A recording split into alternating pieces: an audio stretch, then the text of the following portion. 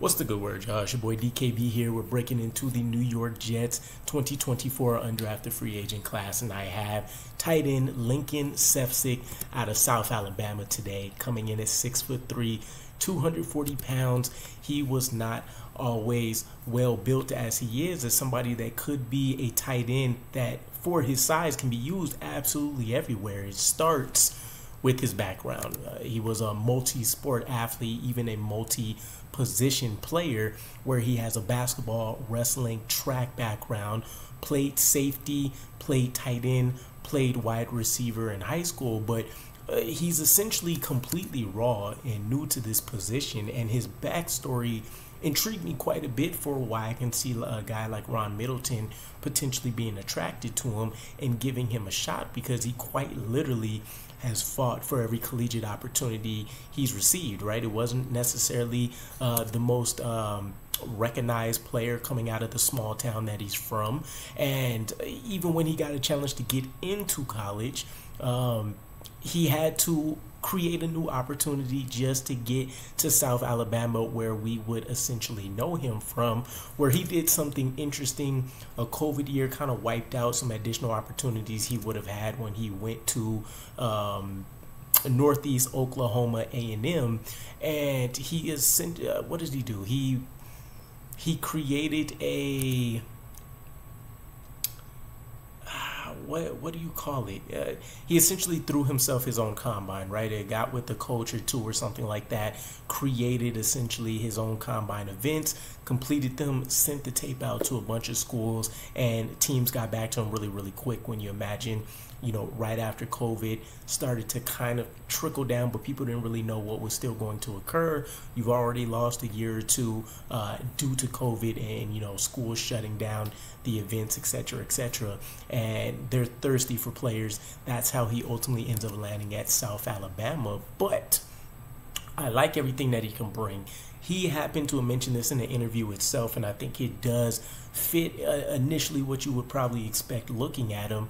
In the passing game, he seems like he'd be a great option in a spread scheme, and in a run blocking capacity, you like him in essentially any kind of pro formation.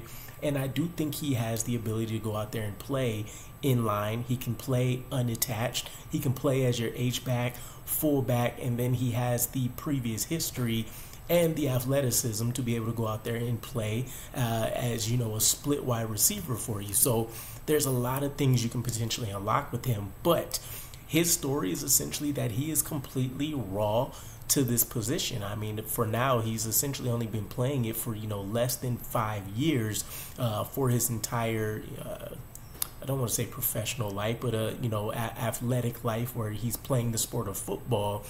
He started at Northeast Oklahoma A&M in a run-oriented offense, so there wasn't a ton of opportunity for him to go out there and show what he can do in the passing game. I'm pretty sure I saw somewhere that he caught like 4 catches for 40 yards in a season. That was the most that they've had in like school history or something crazy along those lines. Then COVID wiped out his opportunity to continue to go there, so completely underdeveloped coming out of Oklahoma A&M. That's when he goes out and hosts his COVID combine, if you will, attracts South Alabama's attention, and this is literally the first time that he's getting a tight end position coach. Every other stop, it hasn't really been necessary or a requirement for that school. Again, consider the fact these are you know, much smaller facilities and universities, etc., that he's going to. So I'm sure money's a little short, among other things. It just wouldn't have been a huge priority for some of these run offenses where they're trying to build up blocking tight ends and then just, you know, get things moving on the ground. With South Alabama, though, he ends up recording a lot of passing records, right? One of the ones that would stand out that you'll probably find the easiest is he has the most recorded touchdowns with 5 by a Jaguar, which is, you know, the logo or the mascot, if you will, for South Alabama, since Gerald Everett back in 2015. So there is some ability here, right? You look at him, He's pretty physical, no matter what you're asking him to do. He has special teams ability where he's played on every unit except punt return. He's a red zone threat. He does a lot of his damage over the seam, or excuse me, in the seam over the middle portions of the field. But he is, again, raw. That's going to be a lot of the drawbacks. A lot of what you can see is definitely poor technique, and he's kind of mentioned this himself when he talked about actually getting with this tight end coach and kind of, you know, having an accelerated developmental curve for the year to get him to play and start and, you know, actually go out there and produce on the field as expected. So I'm interested. If this is a guy that has been able to fight and push his way just to get to this point, and, you know, he expected kind of the UDFA route. He's just really looking for the opportunity. But I would say you've seen him grow by leaps and bounds as a guy that coming into college, he wasn't even 200 pounds, right? I think he was hovering around 180, 190-ish, he said, about 6 foot. So he's kind of built like a, you know, a Lad McConkey, if you will,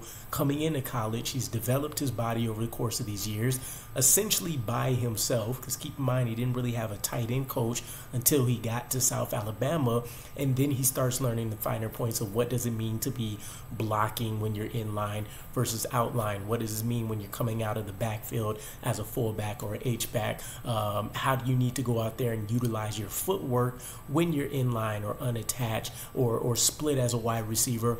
All of these different variabilities, right? So I like the upside with this guy. I think he is a complete unknown.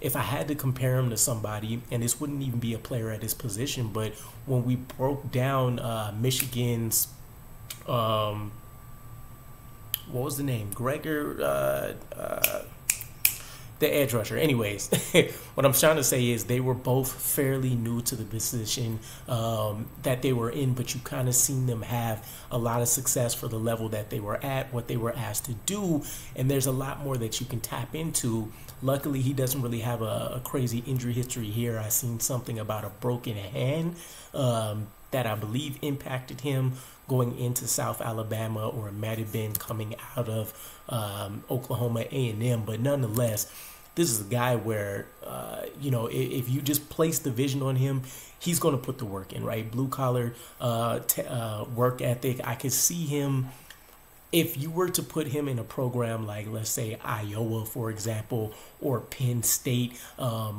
He's not, you know, a freakish athletic guy like they would normally target, but I can see him locking in and being looked at as a top 100 pick if he had that consistent coaching experience and exposure to these guys. So let me know what you guys ultimately think, though. I think the needle's pointing up with him. If he can find a way to remain on this roster, I think he can kind of have a Kenny Yeboah-like arc for us, where he's done enough for a lot of Jets fans to, you know, lock into the name, understand what he can do.